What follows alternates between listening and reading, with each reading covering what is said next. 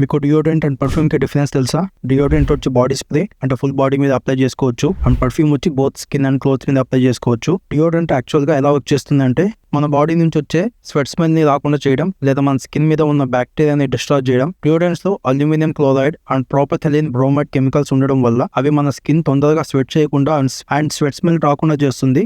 Deodorant ఎప్పుడు use చేయాలి అంటే మనం బాత్ చేశాక స్కిన్ డ్రై చేసుకొని అండ్ ఆర్మ్స్ మన బాడీలో ఎక్కడైతే ఎక్కువ స్వెట్ అవుతామో అక్కడ అప్లై చేసుకుంటే ఒక లేయర్లో ఫామ్ అయ్యి స్వెట్ స్మెల్ రాకుండా చేస్తుంది.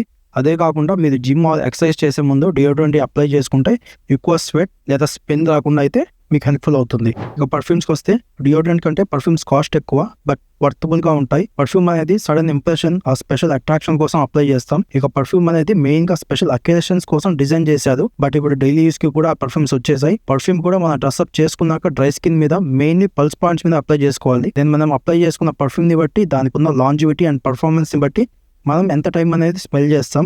పర్ఫ్యూమ్ ని కరెక్ట్గా ఎలా అప్లై చేసుకోవాలో ఆల్రెడీ షార్ట్ చేస్తున్నాను అండ్ కొన్ని పర్ఫ్యూమ్స్ రివ్యూ చేసి గివ్ అవే ఇస్తున్నాను.